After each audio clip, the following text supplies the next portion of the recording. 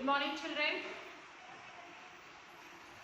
Okay, children, today I am going to take social for 9th class, lesson 13,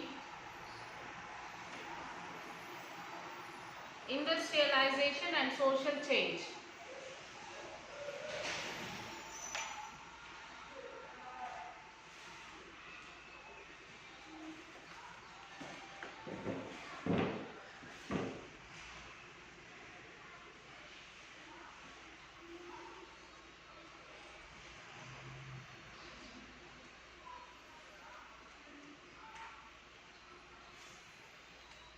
The economy and industries in Britain changed completely between the 1980s and the 1850s.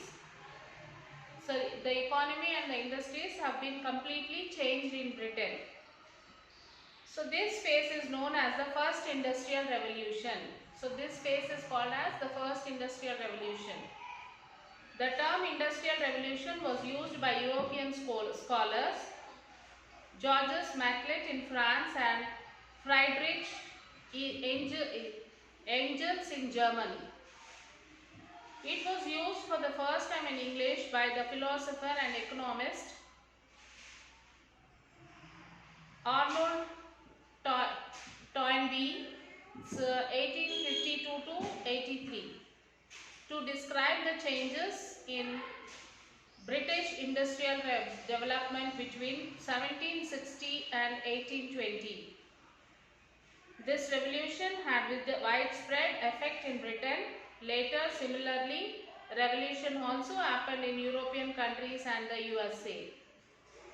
These changes were going to have a major impact on the society and economy of these countries as well as the rest of the world. However, industrialization in different countries was different from each other depending upon the country's historical, social and geographical features.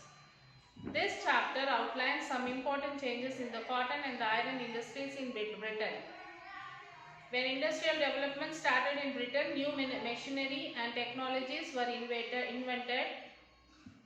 Because of the new machinery and technology, it was now possible to produce goods on a large scale as compared to handicraft and handloom industries, where production was small scale.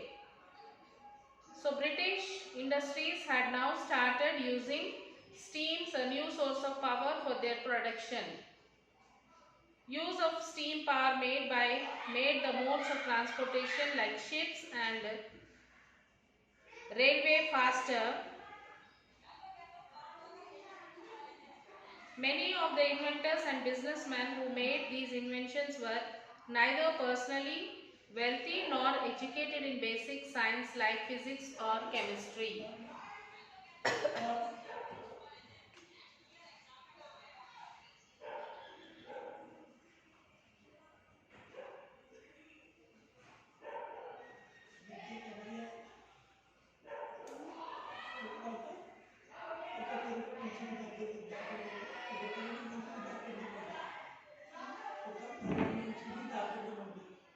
When industrial development started in Britain, new machinery and technologies were invented. So because of the new machinery and technology, it was now possible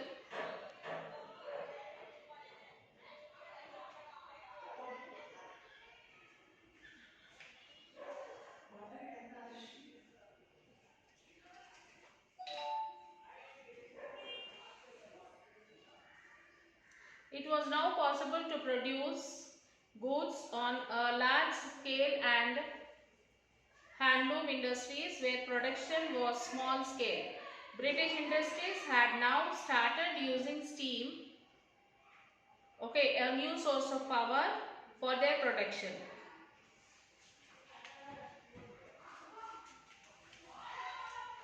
So Britain was the first country to experiment more industrialization. Historians ask the questions, why did the Industrial Revolution begin there in the 1950s? What enabled Britain to industrialize? We can think of many reasons for this. So Britain had been politically stable since the 17th century. The England, Wales and Scotland unified under a monarchy. This meant that the kingdom had common laws, taxation on a single currency.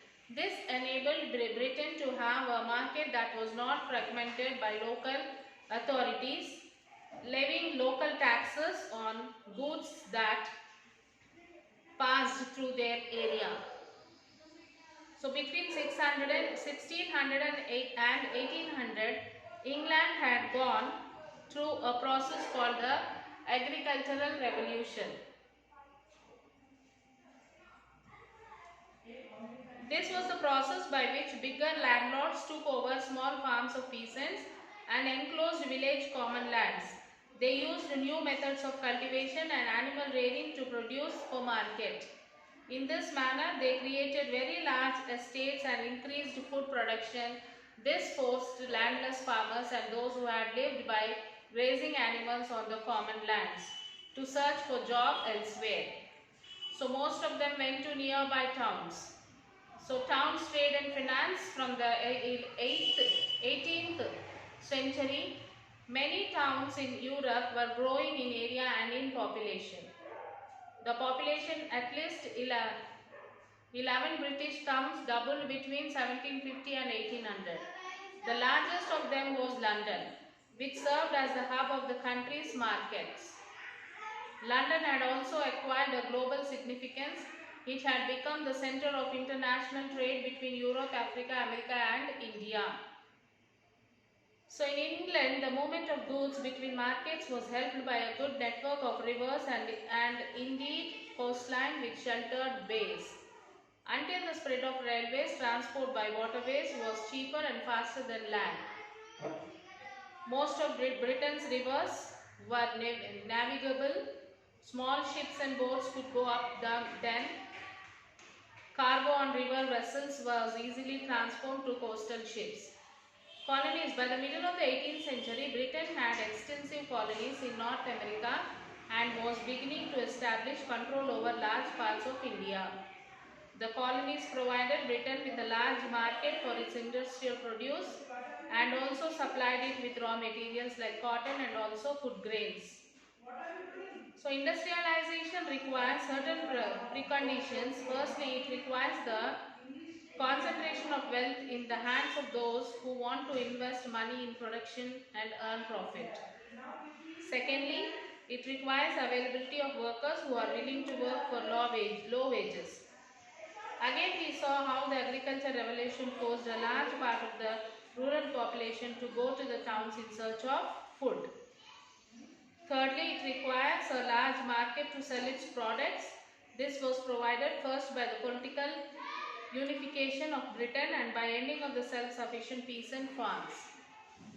So iron and steel are the vital for industrial revolution. And coal is essential not only to generate power but also for making steel.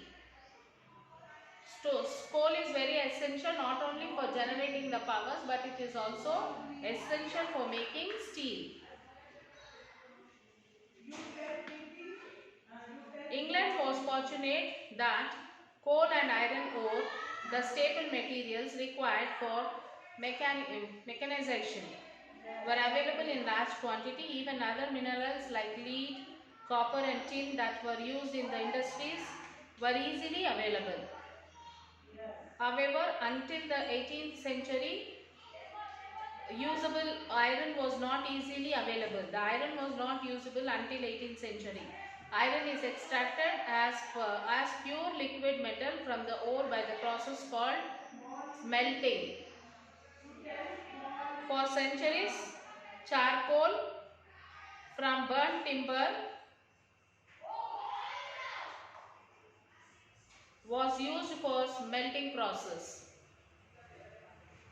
This had several problems. It was difficult to transport charcoal across long distance because it was too fragile.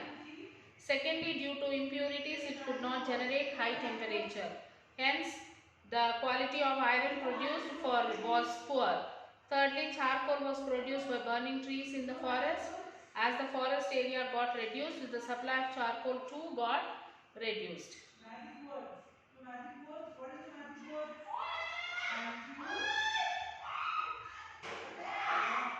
British iron melters built upon a long tradition of metallurgical practice all over the world, especially India.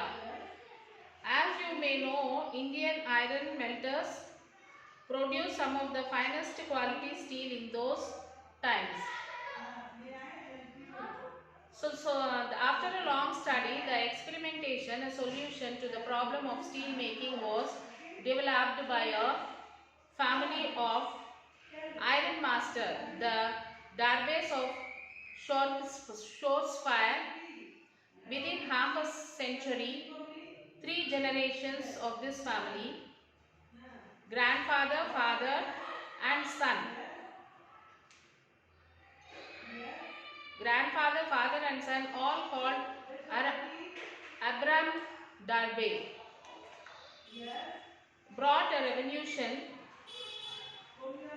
in the metallurgical industry. In 1709 CE, the first Abram Darby 1677 to 1717 invented a blast furnace. No longer had to depend on charcoal. The melted iron that came from the furnace permitted finer and larger casting than before. So the British iron industry increased its output 4 times between 1800 and 1830.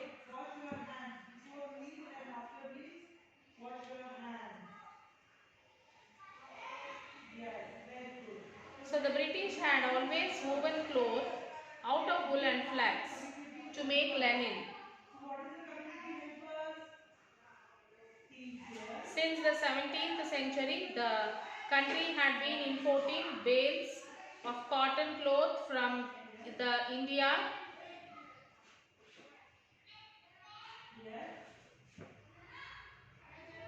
at a high cost. As East India Company political control in parts of India was established, it began to import raw cotton along with cloth. This raw cotton could be spun and woven into cloth in England itself.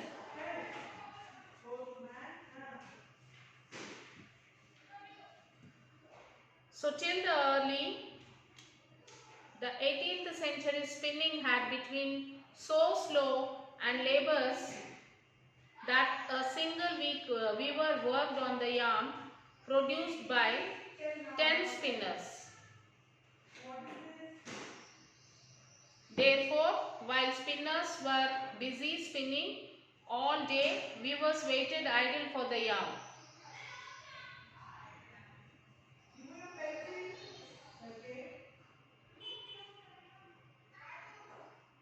But with the new technological inventions, the time gap reduced between spinning of raw cotton into yarn or thread and weaving the yarn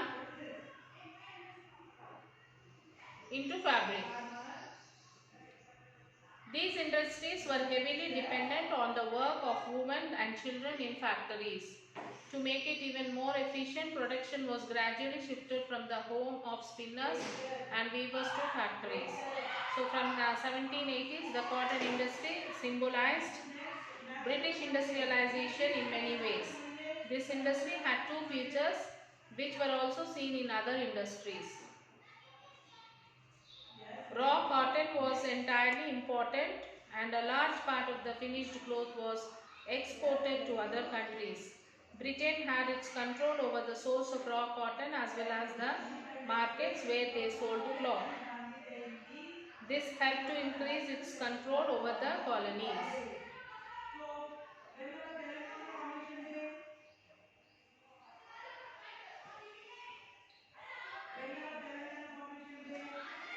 Steam power was first used in mining industries. As the demand for coal and metals increased, so as there was a demand for metal and the coal, so they have introduced the steam. As the demand for coal and metals increased, people made more efforts to obtain them from deeper mines. Flooding in mines was a serious problem and steam engines were used to drain the water from the mines. But the technology was still not useful on a large scale.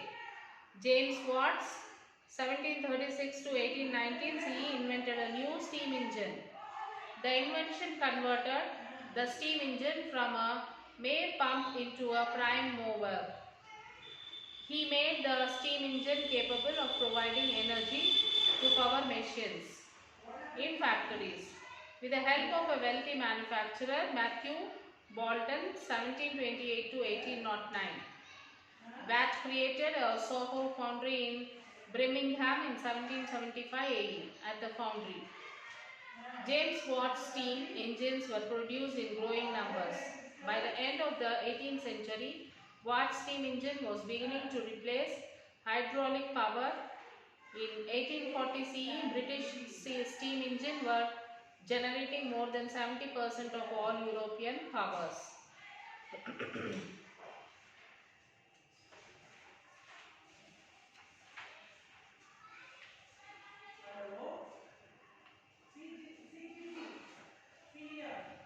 Transportation. Because of growing industrialization, there was increased need to transport raw materials and manufactured products. For this, the roads were improved and the digging of canals was done in England. MacAdam devised the method of making pakka or macadamized roads. So canals were initially built to transport coal to cities. This was because coal was very heavy and required in large quantities. So it is transported by the road was much slower and more expensive than by the boats and on canals. The demand for coal as industrial energy and for heating and lighting homes in cities was increasing.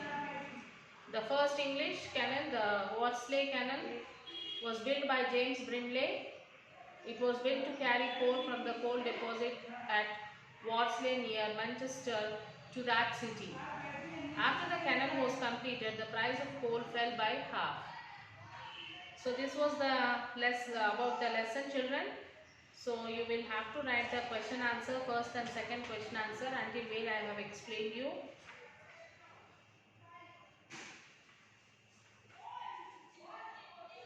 Write 2 sentences each for the following aspects in the context of industrial evolution. One is technology, next financing and money, agriculture revolution, transport system. Next is, what do you think is special about inventions happening during the industrial revolution?